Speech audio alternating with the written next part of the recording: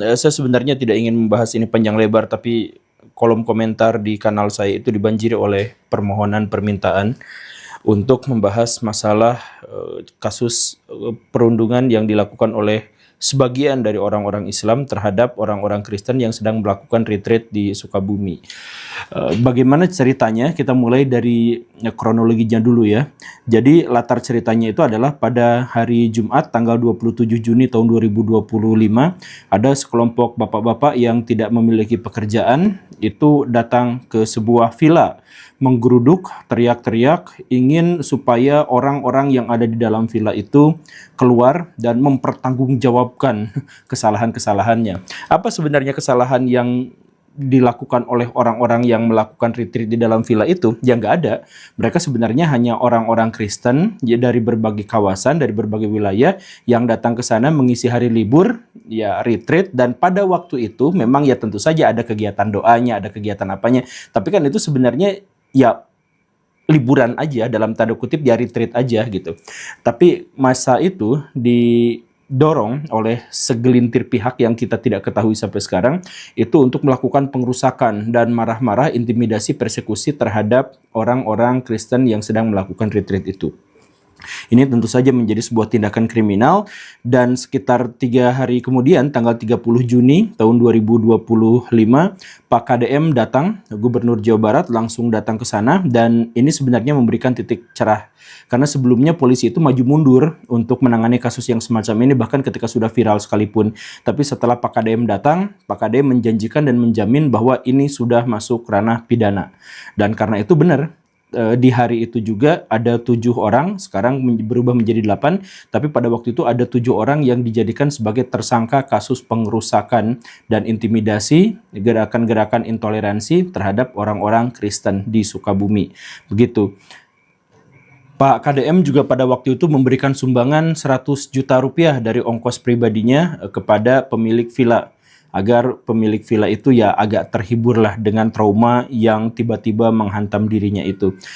Cuman setelah itu ada sesuatu yang nampaknya sangat kontroversial dan janggal, di mana Kementerian HAM itu justru malah mengusulkan restoratif justice atau pemaafan atau penangguhan penahanan terhadap tersangka-tersangka yang terlibat dalam pengrusakan itu.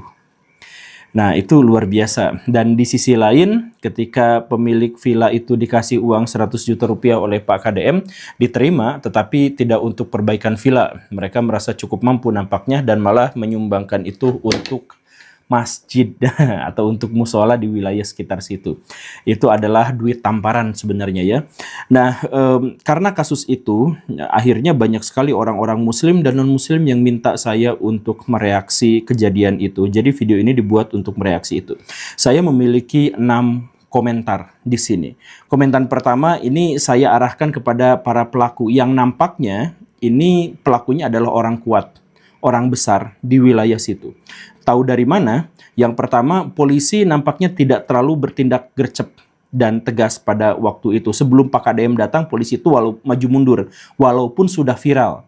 Kan biasanya kalau viral tuh langsung gercep gitu ya. Ini udah viral tuh masih agak maju mundur gitu lah, masih ketidakjelasan. Kemudian yang kedua, polisi itu sampai sejauh ini sudah menangkap orang-orang tersangka-tersangka yang melakukan pengrusakan, tapi sama sekali tidak menyentuh dalangnya, tokoh provokatornya, tokoh di balik gerakan dari bapak-bapak gak ada kerjaan ini. Jadi seperti yang saya tegaskan di banyak sekali kesempatan Baraya, kalau ada sebuah kerusuhan, tapi kerusuhan itu mengarah pada satu tujuan yang jelas atau satu objek yang jelas, maka kerusuhan itu pasti hasil rekayasa. Pasti ada komandonya, pasti ada pimpinannya. Itu pasti. Karena dalam hukum rekayasa sosial, masyarakat chaos itu adalah masyarakat yang tidak akan bisa bergerak ke arah yang sama. Begitu. Dalam hal ini, ketika ada pengrusakan besar-besaran terhadap satu villa, kemudian ada bapak-bapak di sana yang banyak melakukan pengrusakan, itu pasti digerakkan. Tapi sampai detik ini, polisi hanya menangkap orang yang melakukan pengrusakan. Itu siapa provokatornya? siapa itu nggak disebutkan. Saya menduga sih dia tuh punya kedekatan atau afiliasi politik, biasanya dengan partai politik atau dengan anggota DPR, biasanya sih seperti itu. Mungkin itu adalah Pak Ustadz yang fraksi dari partai apa, mungkin seperti itu dugaan saya. Tapi yang jelas dia itu adalah orang kuat. Makanya polisi tidak mempublikasikannya dan tidak menangkapnya. Media massa sampai detik ini juga tidak memberitakannya. Yang ditangkap itu adalah orang-orang yang bikin baret mobil, yang nyemplungin motor ke dalam sungai, itu saja. Tapi orang yang mengarahkan mereka untuk menyerang villa itu dan menceritakan bahwa villa itu adalah gereja, nah itu kan udah bohong gitu ya. Itu sampai sekarang tidak dipublikasikan. Bahkan tersangka-tersangkanya itu juga tidak mengaku atau tidak diketahui mereka mengaku kepada publik bahwa yang mendorong mereka melakukan ini itu adalah si Bapak Anu, mereka tidak sebutkan seperti itu. Jadi sepertinya ini adalah orang kuat. Dan ditambah lagi reaksi dari pemerintah. Setelah ada kejadian ini, Kementerian HAM tiba-tiba langsung turun tangan dan memohon atau mengusulkan untuk memberikan pemaafan kepada para pelaku kejahatan itu. Nah, jadi di sini nampaknya ada orang kuat di baliknya siapa ya? Saya jadi penasaran itu. Tapi itu komentar saya yang pertama. Kemudian komentar saya yang kedua, itu saya tujukan kepada para pelaku. Saya mohon maaf, tapi bapak-bapak, ibu-ibu yang ada di sana, para pelaku, saya tuh sangat ingin mengatakan seperti yang dikatakan oleh pesulap merah. Anda itu adalah ultra dungu promax. Tapi karena saya adalah seorang guru dan tentu saja saya tidak akan mengatakan yang seperti itu, jadi saya hanya mengutip perkataan dari pesulap merah saja. Jadi Anda itu adalah ultra dungu promax. Kenapa seperti itu? Pertama, mereka, orang-orang yang digerakkan itu, orang yang kemakan hoax 2 kali. Kemakan hoax yang pertama itu adalah menyatakan bahwa yang mereka serang itu adalah gereja, tempat ibadah. Padahal hanya villa biasa yang dikunjungi oleh orang yang sedang melakukan retreat. Itu hoax pertama. Kemudian hoax yang keduanya itu adalah bahwa narasi besarnya itu adalah orang-orang yang sedang melakukan ibadah di sana. Sebenarnya tidak ibadah ya, tapi ya itu rangkaian kegiatan gitu ya. Nah itu aja udah kemakan hoax. Tapi narasi besarnya itu adalah orang-orang yang sedang ada di sana itu harus digerebek, harus digeruduk karena mereka mau melakukan kristenisasi terhadap orang-orang kampung di sekitar wilayah Sukabumi. Itu masalah yang kedua. Jadi dalam satu momen kemakan hoax 2 kali, itu udah yang disebutkan oleh pesulap merah yang tadi itu, begitu ya. Saya mohon maaf. Tapi kalau misalkan bahasa saya adalah bernalar rendah, ya seperti itu saja. Kemudian karakteristik orang-orang bernalar rendah juga terlihat dari apa yang mereka lakukan. Jadi anggaplah mereka tuh membenci Kristen, anggaplah mereka tuh membenci orang-orang non-Islam, anggaplah seperti itu. Kalau mereka pintar sedikit, maka yang mereka lakukan itu masjid yang dibakar, masjid yang dirusak, lalu tuding orang Kristen. Kan selesai. Artinya apa? Artinya masjidnya dirusak sedikit, terus nanti minta bantuan Pak KDM dapat 100 juta untuk renovasi. Nah, itu orang-orang Kristen yang bakal dihujat dan akhirnya orang-orang Islam naik. Nah, sekarang kan kejadiannya kebalik. Vilanya dirusak, kerusakannya nggak seberapa dalam tanda kutip, tetapi seluruh umat muslim di Indonesia merasakan malu dan nggak enak hati karena sudah ada kasus yang seperti itu. Nah, jadi ini penistaan terhadap seluruh orang-orang Islam di Indonesia dilakukan sama orang Islam sendiri, tetapi orang Islamnya itu yaitu bernalar rendah. Jadi bikin layer lah minimal gitu ya, bikin bendera palsu minimal gitu ya. Sama seperti Kaisar Nero gitu mau menjelekkan Kristen ya bakar Romanya terus tuding bahwa orang Kristen pelakunya gitu. Itu kan sebenarnya lebih, kalau misalkan mereka punya level 1 dari level kognisi gitu, itu sebenarnya yang harus mereka lakukan itu seperti itu. Tapi kan mereka tidak langsung, mereka itu adalah menyerang, kemudian melakukan pengerusakan. Mereka tidak peduli kalau itu nanti viral dan kemudian kaum muslimin dihujat. Mereka tidak akan peduli lagi ketika dakwah menjadi sulit. Mereka tidak peduli lagi ketika misalkan orang-orang Kristen nanti melakukan balas dendam, tapi balas dendamnya itu adalah di media sosial dan kemudian itu ditayangkan di televisi internasional dan sebagainya. Nggak peduli ya, karena otaknya nggak nyampe, karena bernalar rendah mereka itu. Jadi bapak-bapak itu yang wajahnya terpampang di TV yang sedang melakukan pengerusakan itu, saya mohon maaf ya, itu bernalar rendah. Bahkan ketika mereka digerakkan oleh satu pihak tertentu saja, si pihak itu sekarang baik-baik saja, aman-aman saja, tidak diliput, mereka diliput, yang jadi itunya, mereka juga sudah tidak keberatan dengan itu. Jadi itu benar-benar orang-orang bernalar rendah. Ini mah kata pesulap merah ya, Anda itu adalah Ultra Dungu Pro Max. Kata pesulap merah, bukan kata saya. Itu komen yang kedua. Kemudian komen yang ketiga saya arahkan masih kepada mereka, tetapi bukan soal otaknya, tetapi soal hati dan imannya. Jadi gini Baraya, kalau memang mereka benar-benar beriman, maka mereka itu pasti akan mengikuti Quran dan Sunnah. Dan di dalam Quran dan Sunnah itu sudah jelas, tegas, pasti tidak boleh menghina sembahan ajaran agama lain. Itu tidak boleh. Dan bahkan disebutkan juga di dalam Al-Quran kenapa tidak boleh, karena keniscayaan mereka pun akan menghujat Tuhan kita. Begitu kan? Tapi mereka melakukannya. Ada salib dicabut gitu ya, terus dibanting ke tanah apa segala rupa, mungkin yang semacam itu mereka melakukannya. Jadi kalau mereka benar-benar beriman, maka mereka tidak akan melakukan hal yang seperti itu. Jadi tindakan mereka sebenarnya bukan wujud dari keimanan mereka, tapi wujud dari rendahnya nalar mereka. Kemudian kalau mereka memang benar-benar beriman, maka mereka itu harusnya tunduk patuh pada otoritas pemerintah. Jadi mereka mungkin boleh berkomentar, mereka boleh mengkritik di jalurnya, tetapi kalau mereka harus main hakim sendiri, maka itu sebenarnya ada di luar syariah. Itu dilarang oleh syariah. Bahkan untuk beberapa negara Islam yang menerapkan hukuman yang semacam ini, orang-orang yang tadi itu bisa saja dihukum mati atau hukum potong tangan dan kaki. Karena sebelah-sebelah gitu. Kalau misalkan yang ekstrim gitu. Kenapa seperti itu? Ya karena tindakan melawan pemerintah atau melawan otoritas pemerintah itu benar-benar sangat berat hukumannya dalam ajaran agama Islam. Jadi kalau mereka benar-benar beriman dan berislam, mereka tidak akan melakukan hal yang semacam ini. Kemudian masalah berikutnya adalah mereka pada akhirnya akan merusak dakwah dan menghalang-halangi ulama-ulama untuk menyebarkan ajaran agama Islam. Jadi orang Islam di Indonesia zaman sekarang hanya untuk mengatakan bahwa Islam itu agama damai itu udah susah sekali. Karena tindakan dari mereka. Jadi mau Ustadz Basalamah ngomong, mau Ustadz Adi Hidayat ngomong, mau Ustadz Abdul Somad ngomong dan sebagainya, itu mereka tuh dakwahnya nggak akan jauh dari batas urusan-urusan ibadah gitu.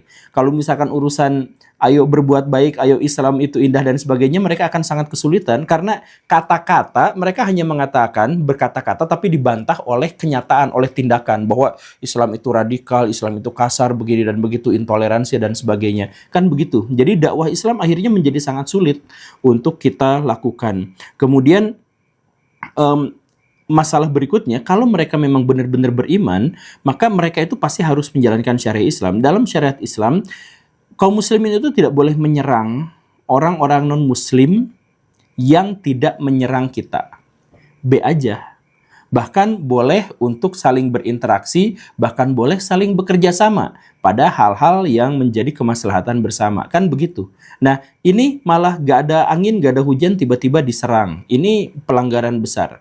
Kan kata Nabi, untuk orang-orang yang suka menyerang orang-orang non-muslim yang tidak melakukan perlawanan pada muslim, itu sebenarnya adalah orang-orang yang tidak akan pernah bertemu dengan Nabi di akhirat nanti. Itu jauh sekali. Jadi mereka mau udah bernalar rendah, tidak beriman juga, atau imannya sangat-sangat lemah. Mereka hanya beriman pada provokator-provokator yang menjadi perusuh dalam hal ini. Itu komen saya yang ketiga. Komen saya yang keempat itu saya arahkan untuk Pak KDM, Bapak Aing. Ya, saya sebenarnya termasuk orang yang sangat-sangat senang dengan kepemimpinan beliau, Pak KDM, di Jawa Barat, karena gercep gitu ya, dan langsung datang ke lokasi gitu ya, nggak cuma di kantor nelpon, nggak kayak gitu, tapi memang orangnya kesana kesini gitu ya, langsung meninjau rakyatnya dengan sebaik-baiknya. Saya sebenarnya setuju dengan itu, tetapi saya mohon Pak KDM, saya kritik dalam hal ini, jangan membiasakan diri untuk ngasih duit pribadi kepada korban kerusuhan atau kepada orang yang dalam hal ini menjadi korban intimidasi. Please, jangankan kemarin itu Pak KDM ngasih uang 100 juta dari kantongnya sendiri. Itu saya harap jangan seperti itu. Karena apa? Karena kerukunan antar umat beragama itu tanggung jawab dari negara. Kemudian hak untuk beribadah, hak untuk beragama itu dijamin oleh negara. Jadi kalau negara gagal untuk melindungi orang-orang beribadah, maka itu adalah tanggungan negara. Maka yang harus ngasih duit 100 juta itu dalam tanda kutip, itu seharusnya adalah negara, bukan individu. Kalau misalkan Pak KDM mau ngasih 100 juta, kasihlah itu dari uang provinsi, bukan uang pribadi. Karena di sini masalah duit itu masalah yang bermasalah Baraya. Jadi maksudnya gini, kalau misalkan KDM ngambil 100 juta untuk uang pribadinya, itu disebut korupsi kan. Tapi bagaimana kalau sebaliknya? Dia ngasih ke orang lain dari uang pribadinya, tapi itu bawa jabatan. Nah, ini kan sebenarnya juga riskan ya dalam hal ini. Ini bisa aja disebut sebagai pencitraan, ini bisa aja disebut sebagai politik uang untuk masa depan gitu ya, tabungan untuk menggait simpati dan sebagainya. Saya sih dalam hal ini kurang setuju dengan itu. Jadi biarkan uang yang dipakai itu adalah uang negara. Nah, nanti negara berkewajiban untuk menghukum para pelaku sambil memaksa mereka untuk bayar ganti rugi. Jadi negara dulu yang bayar, kemudian negara itu melalui pemerintah itu tarik duit dari orang-orang yang bapak-bapak miskin yang tadi itu, yang nggak ada kerjaan. Nah itu bapak-bapak itu ambilin, kan 8 orang katanya tersangkanya ya. Nah itu 100 juta bagi aja 8 buat mereka gitu. Jadi 12 juta ewang katakanlah. Nah itu komen saya tanpa mengurangi rasa hormat saya kepada Pak KDM. Kemudian komen saya yang kelima ini terhadap MUI. Nah MUI itu dari dulu sampai sekarang mereka itu tidak pernah minta maaf. Sepanjang sejarah mereka hanya pernah minta maaf sekali kepada Presiden Jokowi. Itu saja. Gak pernah kepada yang lain. Bahkan mereka itu cenderung untuk menuntut orang lain minta maaf. Ke Raffi Ahmad pernah menuntut minta maaf. Ke Ahmad Dhani pernah menuntut minta maaf. Ke sana sini nyerang. Kemudian misalkan ada bismillah makan babi, mereka langsung laporkan. Ada orang yang bikin simulasi AI di neraka, mereka langsung. Tapi terhadap masalah-masalah penistaan terhadap agama Islam, mereka tuh bungkam sama sekali. Dalam hal ini mereka ngomong, tapi juga tidak minta maaf. Mereka hanya bilang masyarakat hendaknya jangan terprovokasi sama hal-hal yang seperti itu. Segitu doang. Padahal apa? MUI itu salah satu tugas dan tanggung jawab mereka itu adalah membimbing masyarakat muslim untuk menciptakan perdamaian sesuai dengan Pancasila. Itu tujuan mereka. Ada dalam ADART mereka. Jadi ketika ada masyarakat muslim yang melakukan kesalahan, maka mereka bertanggung jawab atas hal itu. Jadi, kalau mereka sudah kadung melakukan kerusuhan, ya MUI minta maaf. Maaf karena kami gagal untuk membimbing masyarakat yang ada di sini. Harusnya begitu. Tetapi MUI tidak pernah minta maaf. Mereka ya ngeluarin komentar, tapi komentarnya sama sekali tidak ada kaitannya dengan permohonan maaf. Ini menunjukkan kesombongan yang luar biasa dalam hati-hati mereka gitu. Ya mungkin seperti itu kan, saya tidak bisa memiliki alat mengidentifikasi orang itu isinya hatinya sombong atau enggak, cuman terindikasi seperti itu. Coba misalkan Baraya lihat ya, ini beberapa kasus yang terjadi pada MUI. November tahun 2021, anggota MUI itu namanya Ahmad Zain An-Najah itu ketahuan jadi teroris. Ketahuan extraordinary crime, terorisme. Tapi apa yang dikatakan oleh MUI, mereka mengeluarkan 8 pernyataan, diantaranya adalah masyarakat tolong jangan terprovokasi sama orang-orang yang nanti akan ngejelek-jelekin MUI, tahan diri, sabar, itu poin ke-8 kalau nggak salah. Kemudian mereka juga cuci tangan, bahwa apa yang dilakukan oleh Pak Ahmad ini, walaupun dia anggota MUI, tapi melakukannya sebagai pribadi. Jadi jangan kaitkan dengan MUI. Itu pernyataan-pernyataan dia. Jadi bahkan ketika mereka memiliki anggota-anggota yang melakukan tindakan paling jahat sekalipun, mereka tuh gak pernah minta maaf. Itu kan jahat, extraordinary crime. Anggotanya melakukan itu, tapi dia gak minta maaf, malah cuci tangan. Atau misalkan kasus yang lain, Desember tahun 2016, bendahara MUI, namanya Fahmi Darmawansyah. Beliau itu korupsi, sekian ratus miliar rupiah. MUI juga tidak minta maaf. Cuman bilang nanti kami akan klarifikasi sama orangnya. Dan ujung-ujungnya ya kasus itu adalah kasus yang dilakukan oleh pribadi yang tidak ada hubungannya dengan MUI. Itu saja. Atau misalkan kasus COVID. Waktu COVID itu awal menyerang, mereka MUI itu kan termasuk yang ribut. Ini vaksinnya halal atau haram dan sebagainya. Padahal pada waktu itu negara sedang genting-gentingnya malah ngeluarin fatwa. Yang akhirnya masyarakatnya bingung, pemerintahnya juga jadi bingung pada waktu itu. Ini gimana? Ini yang kita sebarkan kok jadi haram tiba-tiba dan sebagainya gitu ya. Saya kurang jelas pada waktu itu keributannya, tetapi intinya adalah di situ MUI sempat sedikit melakukan kebingungan-kebingungan terkait dengan fatwa-fatwa mereka itu soal vaksin ini haram, halal dan sebagainya, dan itu cukup meresahkan masyarakat. Itu juga MUI tidak minta maaf. Jadi sekali lagi mereka melakukan begitu banyak kejahatan atau anggota-anggota mereka melakukan banyak kejahatan, tapi MUI secara lembaga tidak pernah melakukan minta maaf kepada siapapun. Yaitu satu-satunya permohonan maaf mereka itu adalah hanya kepada Pak Jokowi saja. Dan itu pun Pak Jokowi minta maaf, lalu mereka balik minta maaf, saya juga minta maaf. Ya kayak gitu saja. Sisanya tidak. Jadi Baraya pikirkan kalau misalkan ada satu pihak yang banyak sekali melakukan kejahatan, dan sebenarnya wajar kalau misalkan melakukan kejahatan ya. Kalau misalkan ada satu pihak yang anggota-anggotanya atau diri mereka sering melakukan kejahatan tapi tidak minta maaf, satu-satunya alasan adalah mereka itu sangat-sangat sombong. Dan kesombongan itu adalah karakteristik dari setan. Bagaimana ceritanya sebuah lembaga keagamaan itu karakteristiknya penuh kesombongan seperti itu, saya tidak tahu. Tapi saya sih menduga Baraya meninggal duluan daripada mendengar berita bahwa MUI akan minta maaf kepada pihak lain, bahkan ketika mereka melakukan kesalahan. Dan komen saya yang terakhir, itu saya tujukan untuk korban. Saya tidak akan mengatakan bahwa saya juga turut prihatin dan lain-lain, memotivasi mereka berlebihan, ya enggak juga, karena saya tidak mengalami itu.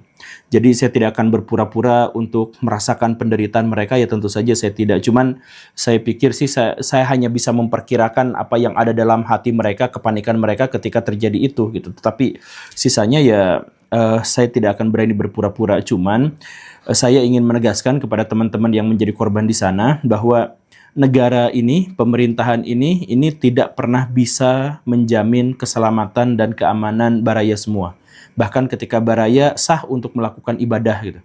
Ya, bayangin aja Baraya itu kan sebenarnya gini ya, ceritanya ini untuk orang-orang Kristen ya, khususnya untuk orang-orang Katolik atau yang semacam itu gitu ya.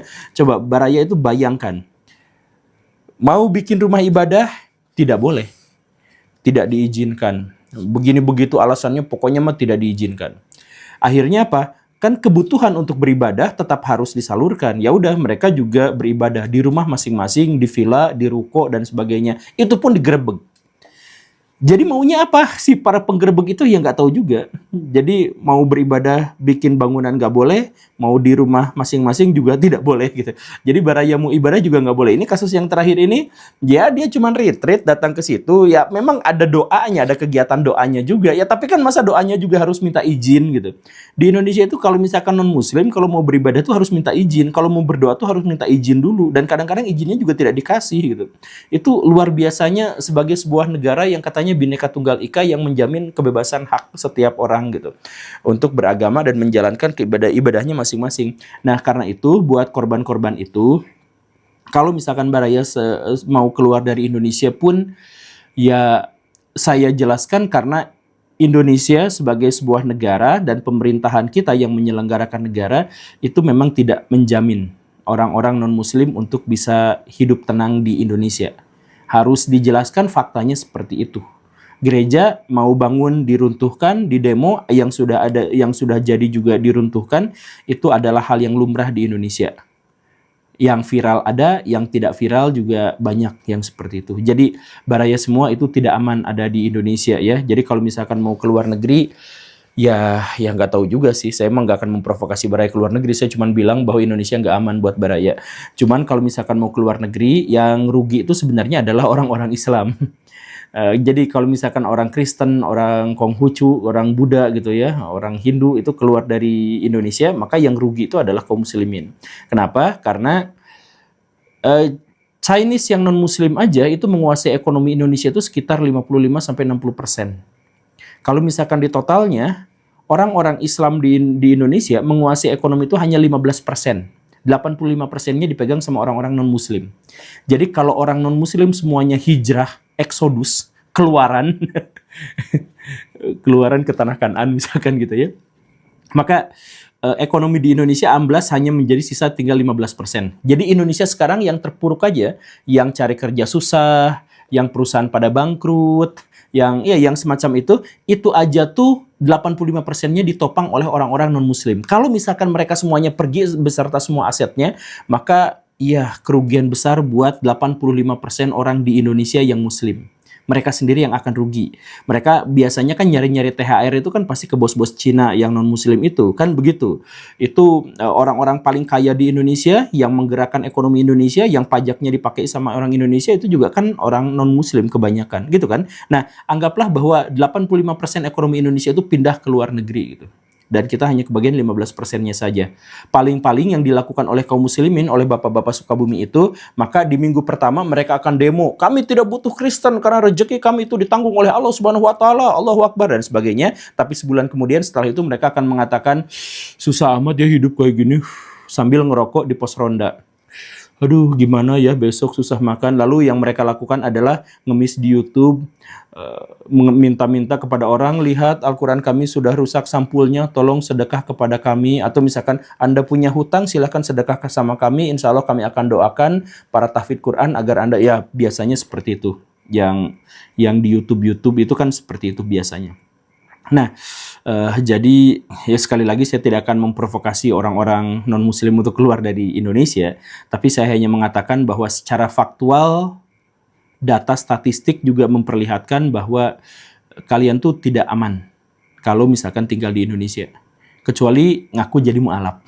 Itu biasanya akan meredakan kontroversi. Awal bulan Juli tahun 2025 di Depok, sekelompok orang memutuskan untuk berdemonstrasi, berusaha untuk menggagalkan berdirinya sebuah gereja di wilayah tempat kediaman mereka.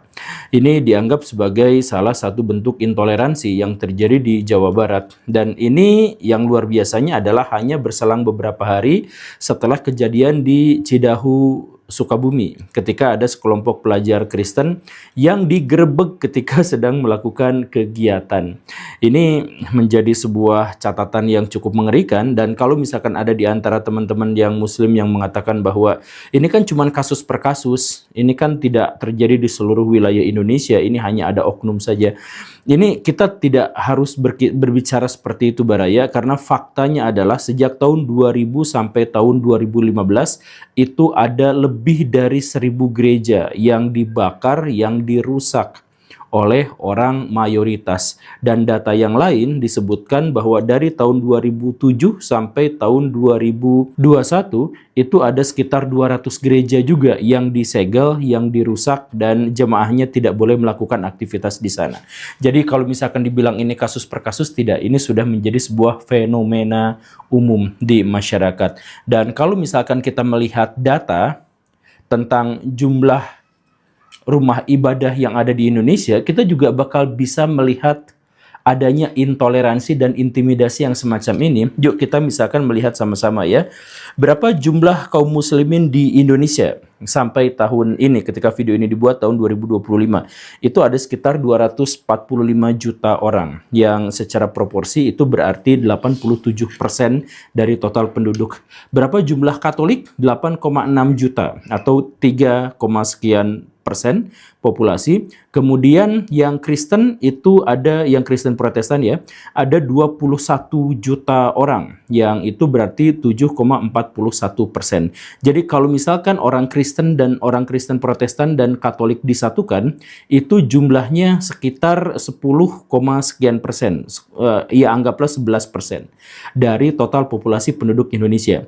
Nah, coba sekarang kita lihat ya, berapa banyak jumlah masjid yang ada di Indonesia.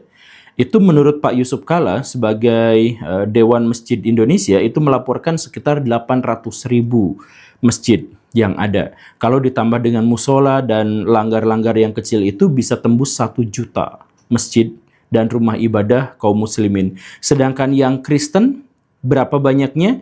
Yang Kristen itu totalnya itu 74.675 bangunan.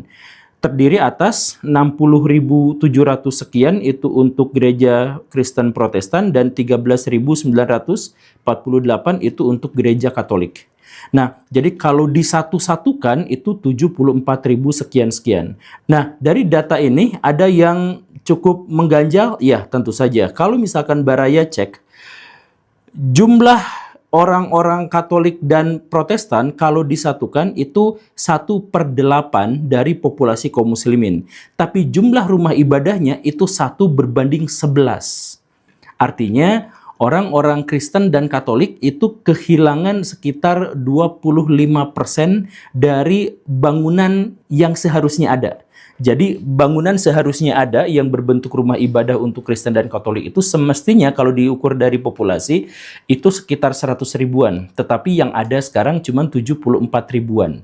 Nah, dari sini kita bisa menduga bahwa memang intimidasi atau kesulitan-kesulitan untuk mendirikan rumah ibadah buat orang Kristen dan orang Katolik itu nampak dari data ini. Tentu saja data ini kasar karena pertimbangan-pertimbangan yang lain belum kita masukkan. Misalkan di tempat-tempat umum itu harus selalu ada masjid, karena kaum muslimin itu sholatnya sehari sampai 5 kali. Sedangkan untuk orang-orang Katolik dan Protestan di tempat-tempat umum tidak harus ada gereja, karena mereka ibadahnya seminggu sekali. Ya, hitung-hitungan itu tapi perbandingannya ya sekitar hanya 5.000 tempat ibadah saja kalau misalkan dihitung dari situ.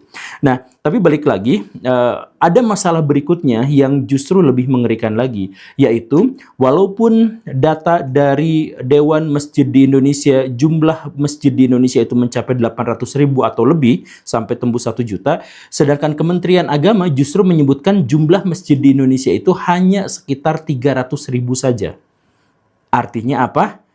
Dewan Masjidnya menyebut 800.000, tapi Kementerian Agama menyebut hanya 300.000. Artinya adalah ada lebih banyak masjid-masjid yang tidak terdaftar, yang belum mendapatkan izin, tetapi sudah mendirikan.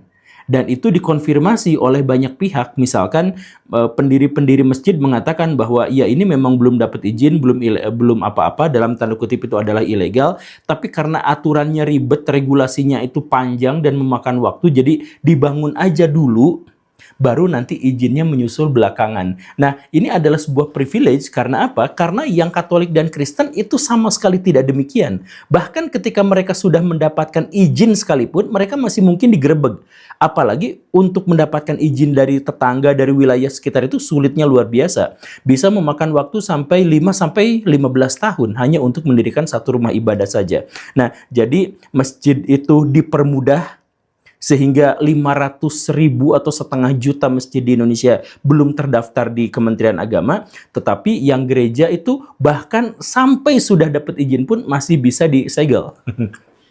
Jadi dalam hal ini kita bisa melihat dengan jelas dan tegas. Dan kalau misalkan kita mau lihat detail per detail lagi, memang ada beberapa yang unik gitu ya. Ya sekedar tambahan informasi aja, misalkan bahwa nampaknya wilayah di Indonesia, provinsi yang paling resisten terhadap orang-orang Kristen itu adalah Jawa Barat. Karena di Jawa Barat itu gerejanya itu hanya sekitar 400-an saja. Padahal pemeluk agama Kristen, Protestan dan Katolik di Jawa Barat itu hampir tembus 1 juta orang. Bandingkan misalkan dengan di Aceh yang katanya penegakan syariah Islam dan sebagainya, ya memang gerejanya lebih sedikit, sekitar 200-an, tetapi kan penganutnya juga hanya 23.000 gitu. Sedikit gitu. Nah, jadi yang jomplang di sini justru adalah orang-orang di Jawa Barat gitu. Jadi sekali lagi kalau ditanya apakah di sini ada intoleransi, ada jejak-jejak intimidasi dan persekusi, ya jelas di sini ada dan kentara dan jelas berdasarkan data. Tetapi kalau misalkan kita melihat dalam skala yang lebih kualitatif, kenapa bisa seperti itu? Ini nampaknya bukan hanya gara-gara kebodohan dari sebagian kaum muslimin, tetapi gara-gara provokasi dari orang-orang Kristen itu sendiri. Nah, jadi saya minta di video ini orang-orang Kristen harus introspeksi. Orang-orang ya khususnya yang melakukan penginjilan-penginjilan secara sporadis dan berantakan itu, kaum evangelis misalkan, itu saya minta baraya semua juga harus introspeksi untuk dalam hal ini. Yuk kita misalkan mulai beberapa kajian di antaranya ya. Kenapa kaum muslimin itu begitu takut, begitu resisten terhadap keberadaan gereja? Karena mereka itu dihembuskan oleh isu-isu tentang murtadisasi atau pemurtadan atau kristenisasi. Dan kalau misalkan kita berbicara tentang kristenisasi, itu data-datanya yang diajukan itu dari kalangan Kristen sendiri yang demi pemasaran, yang demi menutupi keborokan mereka, mereka biasanya mengeluarkan data-data yang bombastis dan sangat provokatif. Misalkan ada beberapa data yang nampaknya dalam hal ini benar. Misalkan ya, kaum evangelis itu yang biasa nyebarin Kristen itu ya salah satu sekte tapi yang paling agresif dalam menyebarkan kekristenan itu kaum evangelis itu naik 3 kali lipat dalam 50 tahun terakhir.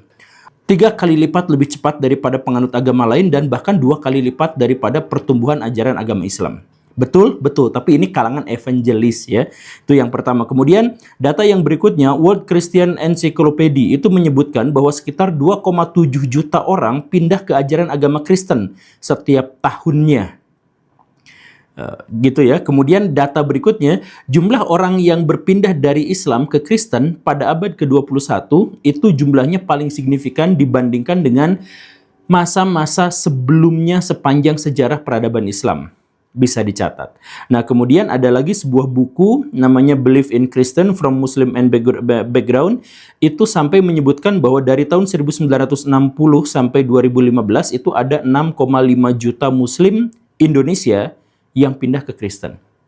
Nah, data-data yang dimaksud itu sebenarnya adalah data-data yang walaupun sangat bisa diperdebatkan, tetapi tidak terlalu bombastis. Nah, tapi data itu kemudian sama orang-orang Kristen demi memotivasi kelompok mereka untuk terus melakukan penginjilan dan demi menutupi kegagalan-kegagalan mereka dalam upaya kristenisasi, itu mereka justru malah bikin data-data yang berlebihan. Misalkan, manajer kampanye Save Mariam itu menyatakan 2 juta muslim berpindah agama ke Kristen setiap tahunnya di Indonesia. 2 juta muslim. Nah, ini yang kemudian memprovokasi sebagian dari kelompok-kelompok muslim. Misalkan di berita-berita Panji Mas itu kan suka ada yang pemurtadan karena media Panji Mas itu ya yang suka dukung-dukung Habib Rizik yang seperti itulah yang karakteristik muslimnya seperti itu. Nah, itu Panji Mas itu ada seorang ustadz yang namanya Al-Khattat. Itu sampai menyebutkan angka 2,7 juta muslim pindah ke Kristen setiap tahunnya. Kemudian ada beberapa pemuka-pemuka gereja di Indonesia yang mengatakan bahwa jumlah orang Kristen di Indonesia itu bukan 10%, tetapi antara 20-30%. Itu pernyataannya. Nah, pernyataan-pernyataan seperti inilah yang akhirnya menyebabkan kaum muslimin merasa resisten dan ketakutan. Wah, kita dimurtadkan 2,7 juta orang setiap tahunnya. Gimana nanti anak saya dimurtadkan? Gimana nanti suami saya dimurtadkan? Gimana nanti tukang bakso di depan rumah ini dimurtadkan? Nanti bakso yang saya makan diganti sama bakso babi. Aduh, bagaimana? Nah, ini yang kemudian menjadi bahan makanan bagi kalangan-kalangan Kristen yang termotivasi untuk terus-terusan menyebarkan ajaran agama Kristen dan dikonsumsi juga oleh kelompok-kelompok muslim radikal yang menanamkan resistensi luar biasa terhadap orang-orang Kristen. Kan begitu. Jadi kalau misalkan di satu tempat ada gereja kemudian dihalang-halangi atau izinnya dicabut kembali dan sebagainya, dan itu dalangnya adalah warga setempat, itu karena mereka ketakutan bahwa jangan-jangan rumah ibadah itu bisa dijadikan sebagai tempat pemurtadan. Siapa yang tahu? Bayangkan aja 2,7 juta muslim setiap tahun. Dan akhirnya apa? Akhirnya ada data yang sampai, ada proyeksi yang sampai menyebutkan bahwa tahun 2035 Indonesia sudah lagi tidak menjadi negara dengan mayoritas berpenduduk agama Islam, tapi sudah pindah ke Kristen. Itu data-data berseliweran di mana-mana. Ditambah lagi, selain dengan data-data yang itu, kita juga bisa melihat fakta-fakta bahwa orang-orang Kristen itu banyak yang melakukan penginjilan atau kristenisasi itu dengan cara-cara penipuan. Jangan nyangkal ya, teman-teman saya yang Kristen suka nyangkal, misalkan, ya itu kan saksi Yehova yang melakukannya, itu kan enggak, dari kalangan Kristen itu banyak juga yang seperti itu. Nih, saya tunjukkan buktinya gitu ya. Satu, nih, ini adalah beberapa buku yang saya temukan yang memotivasi orang untuk melakukan kristenisasi. Ya, silakan cek isinya. Apakah menurut Buya itu bukan kristenisasi? Ya, itu bukan kristenisasi, tapi itu mengajak orang-orang Kristen untuk menyebarkan ajaran Tuhan dan begini dan begitu. Tapi itu masih normal sih, masih buku yang agak normal. Yang lebih nakalnya lagi adalah adanya kanal-kanal atau situs-situs yang kristenisasi terselubung tapi nyebelin. Misalkan Isa dan Al-Quran. Nah, ini siapa adminnya di sini ngaku ya. Isa dan Al-Quran itu coba, itu caranya kan curang gitu. Caranya itu jahat. Caranya itu misalkan tampilannya adalah wanita berhijab, kemudian laki-laki yang pakai peci, ya yang atribut-atribut yang muslim seperti itu, yang isinya Al-Quran, hadis, tapi ujung-ujungnya adalah ngajak masuk Kristen gitu kan. Kemudian ada 7 buku. 7 buku itu isinya Islami sekali, sampulnya Islami sekali, dalamnya juga ada ayat-ayat Al-Quran dan sebagainya, tapi isinya adalah kristenisasi. Coba misalkan upacara jamaah haji, itu ada buku misionaris yang seperti itu. Ditulis di situ untuk kalangan sendiri gitu ya.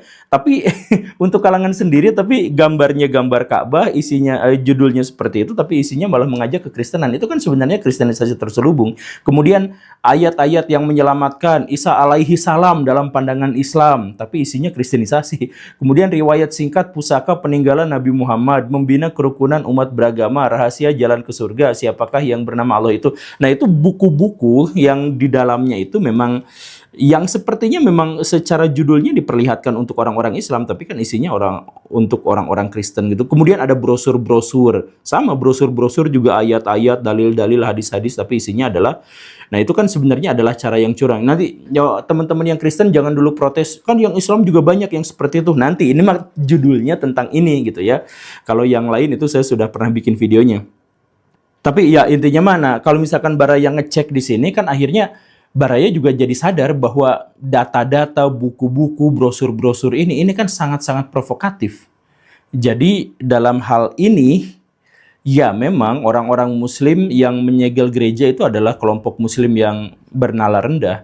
Tetapi kenapa orang-orang bernala rendah itu bisa sampai melakukan tindakan radikal? Ya karena diprovokasi. Dan diprovokasinya kita juga harus melihat bahwa orang Kristen juga punya andil dalam hal ini gitu. Nah, jadi kalau misalkan melihat data yang sesungguhnya seperti apa, data yang tadi kan dirugikan. Oke, saya jelaskan data yang sesungguhnya gitu ya. Sebenarnya orang-orang Kristen itu jumlah populasinya udah stuck. Di tahun 2023, 2 tahun yang lalu bahkan cenderung turun. Jadi di tahun 2019 misalkan persentase orang Kristen di Indonesia Protestan itu 7,6%.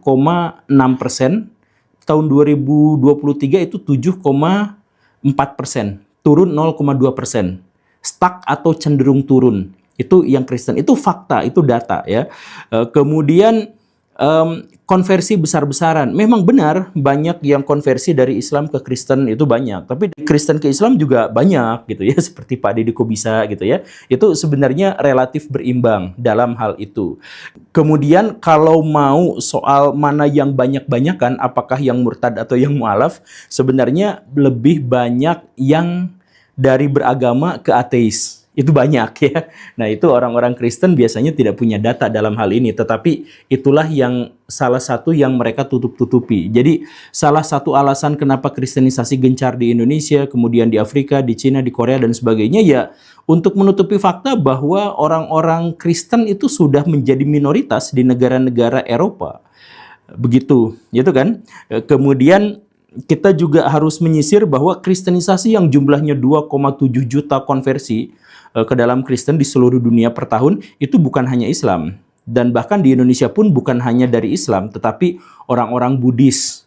Yang Chinese Buddhis itu banyak di Kristen kan Baraya, yang Chinese, yang Buddhis pindah ke Kristen itu banyak. Di Bali itu yang Hindu pindah ke Kristen itu juga cukup banyak, yang Islam juga banyak, dan bahkan orang-orang Kristen satu kelompok dengan kelompok yang lain itu biasa melakukan kanibalisme. Antara gereja rebutan jamaat itu banyak terjadi yang seperti itu. Atau misalkan kita lihat data dari PW Research di seluruh dunia, misalkan kristenisasi paling banyak dan paling sukses ternyata terjadinya di mana? Di Brazil. Jadi yang Katolik ditarik-tarik masuk ke Protestan gitu. Nah, nanti dari Protestan rebutan jamaah juga di sana gitu. Nah, itu adalah fakta gitu ya. Kemudian fakta yang berikutnya, walaupun kristenisasi itu ada, ya islamisasi sekarang-sekarang justru malah cenderung lebih kuat. Yaitu karena resistensi itu.